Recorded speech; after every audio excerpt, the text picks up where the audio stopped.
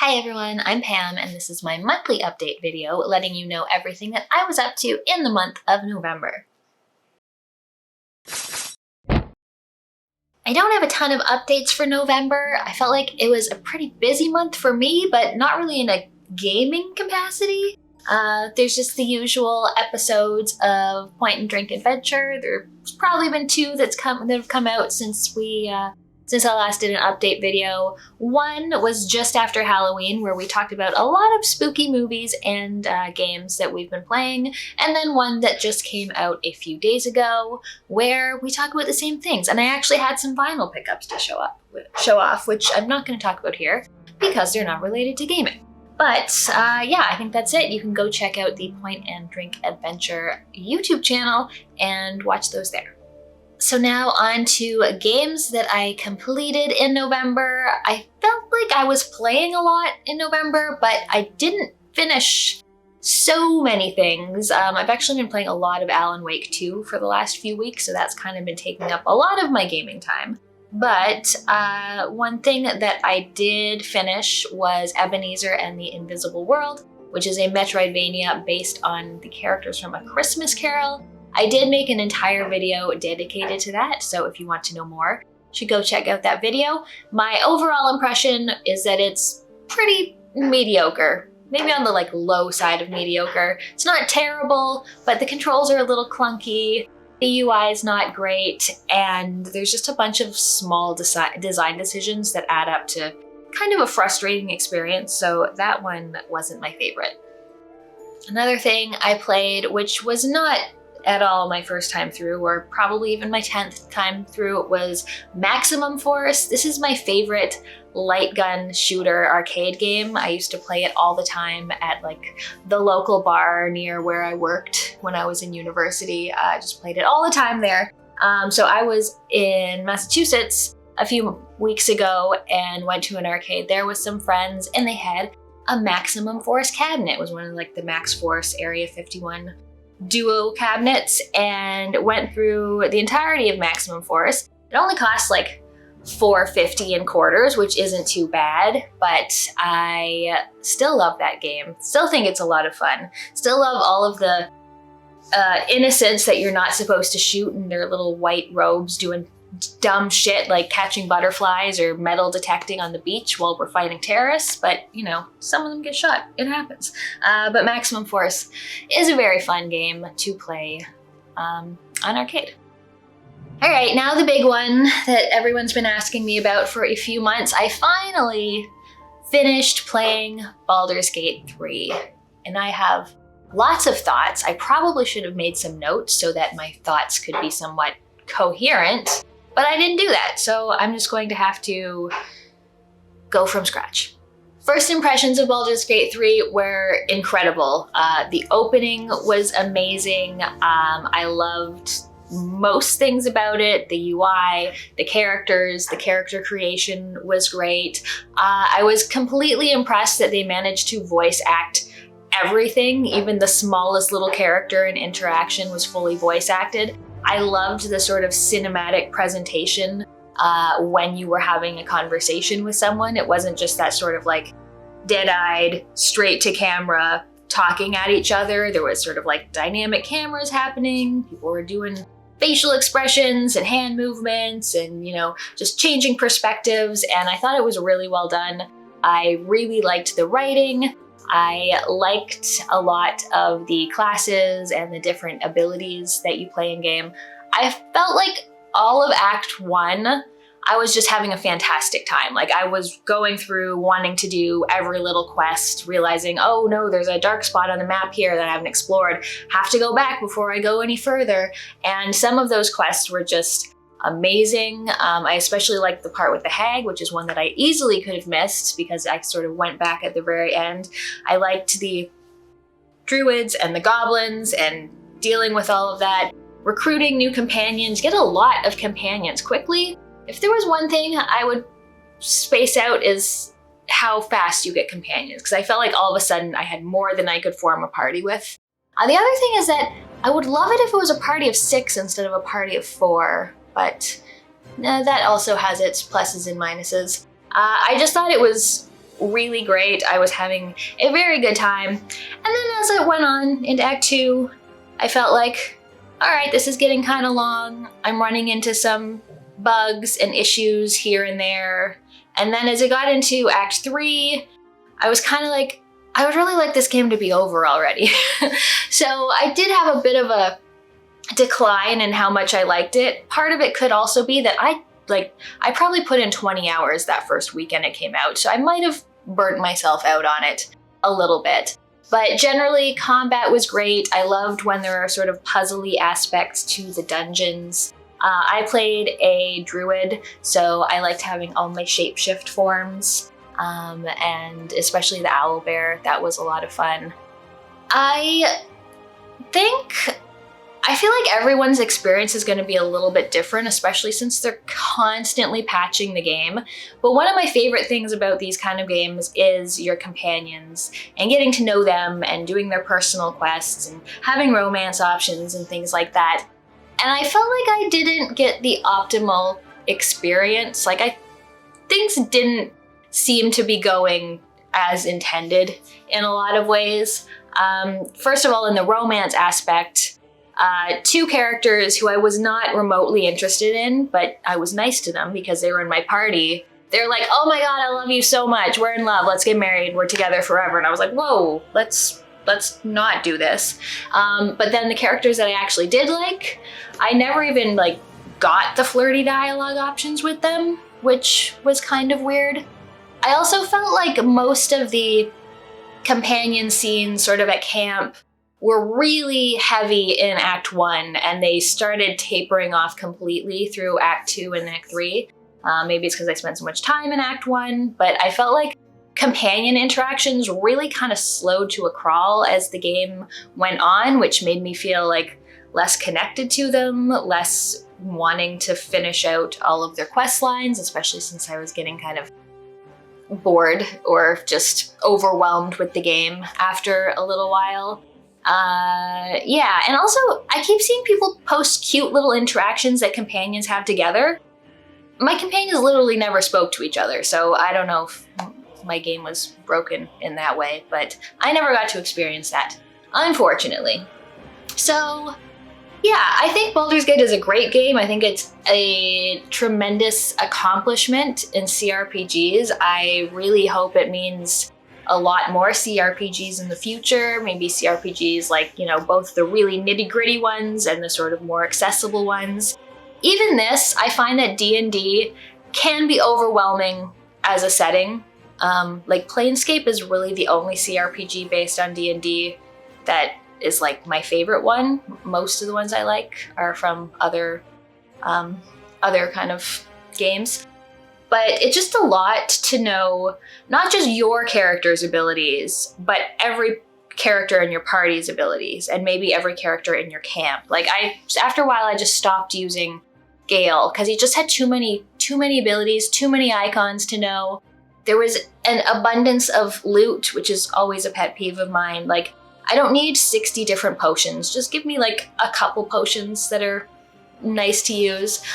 In terms of what I like in games, I'm more into the narrative choices, whereas the mechanical things, I've seen so many cool videos of people stacking up boxes and using teleportation arrows or throwing characters places they're not supposed to be. I'm not really creative in that way. I'm happy to sort of obey the laws of physics and then just make decisions to make things different. So I felt like a lot of that openness was a little bit lost on me. But yeah, I thought it was a great game, just too much game after a while. I only played about 80 hours, which I think is actually on the low end. It could easily be double that for a playthrough, but excellent, just too much of it. Another game I finished that I really, really liked is Stasis Bone Totem. I started playing this a number of months ago. I played the first little bit through on stream and then just hadn't gone back because I don't like playing on my PC and I was already spending so much time playing Baldur's Gate and things on my PC. So I finally went back and I'm so glad I did. This is a horror adventure game. It's sort of like a point and click, but it's in more of like a overhead isometric style. It is the follow-up to the game Stasis, which I also really enjoyed. And it's made by a small team. Has beautiful cinematics. I don't know how they made such amazing cinematics with such a small team, but I also have no idea how those are made anyway, so maybe it's not that hard. But it's about a couple who are like salvagers, and they find a distress signal of this underwater facility where things have gone wrong, and they start exploring it. And so it's the two of them, and then Moses, who is an AI teddy bear who was the toy of their daughter who had died some time ago. So you get to switch between playing each of the three characters. Each of them has their own little skill that you can use in order to solve puzzles. And you can also, this is really nice, just transfer items between them easily. I don't know. I think there's an explanation. Magic is enough of an explanation for me if it makes the gameplay smoother. But it just got really good writing. The voice acting for it all is incredible. And just the atmosphere is just like thick and tense and horrific as you go through this facility and find out that this Kane Corporation has been doing all this horrible stuff, weird experiments, just exploiting people, doing terrible things, and then it just keeps going deeper from there in the sort of layers of conspiracy and layers of mystery that are being unfolded as you go. And it was great. I liked the story a lot. The puzzles were really good. Occasionally I got stuck because I'd forget to use each character's sort of special ability. That's usually what got me stuck. But most of the time the puzzles were just about being aware and observant of your surroundings, and so that you would know how to solve things that you find in the future. But yeah, if you like horror and adventure and good stories, then Stasis Bone Totem was excellent. Another game that I finished that I just played through on stream was Dreams in the Witch House, and this is a combination of pixelated point-and-click adventure with more of a resource management survival bent to it. It's based on Lovecraft, because it seems like so many things are based on Lovecraft right now.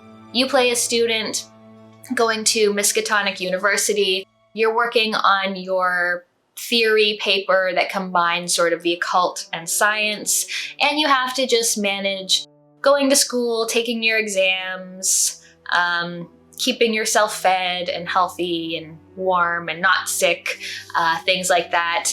And you just sort of go through your day and make decisions about like, okay, well, am I gonna go to school? Am I gonna write more of my paper? Am I gonna study for my class? Am I gonna go out with a friend? Am I gonna explore the city? So you're basically just making decisions about what to do. And then often at night, you'll get sucked into like this weird alternate dimension. So that's something you also have to deal with. I really liked this at the beginning. I thought it was a really cool idea of having this sort of survival and resource management combined with the adventure. As it went on, I found the pacing was just really off. Some days there was nothing to do, just like get up, go to school, study, go back to sleep for day after day. But then other times it was just constant nighttime episodes where you're going into this weird place and you're not getting any sleep and you're losing your sanity because there's these weird monsters in there. And I do feel like as a first-time player, I didn't really have the knowledge I needed to make my game successful. I feel like if I were to go back and play again, I could do a lot better in terms of what I chose to study and what I chose to do. The way I was playing it, I got to a point where I got to the end game and I just got the worst ending. I even got an achievement that said the worst ending. So that was a little disappointing, but I don't think I will be playing it again. It just got a little long. It got a little tedious, just the sort of repetitive sort of day-to-day gameplay loop. But it was a really interesting idea for a game. Also, my Wednesday co-op group just finished playing Dead Island. I'm pretty sure Dead Island is made by the same people who made Dying Light, right? I'm pretty sure, because it plays very, very similarly. I actually forgot how old Dead Island is, but it's a 4-player zombie shooter slash meleeer. You're on a vacation island and there's a zombie outbreak and you have to try to help people and eventually try to get off the island. And it was fun. It was fun to play in a group of 4. The melee attacks were satisfying. Actually, some of the most satisfying zombie kills were just jumping on their heads or just kicking them until they died, which I actually enjoyed more than weapons because weapons have durability and apparently my feet don't in the game. So that's what I ended up doing. It was fun, you know, a lot of sort of fetch quests. We didn't pay a huge amount of attention to the story, but it was fun to just run around with friends and kill a whole lot of zombies and occasionally have a very poor driving segment where you couldn't see out of your car at all. But yeah, it was all right. It has one of the best features in multiplayer games, which is if someone gets to a objective point, everyone else can just teleport to them, which is very, very nice. I wish every game like that had that kind of feature. But yeah, Dead Island was a good time.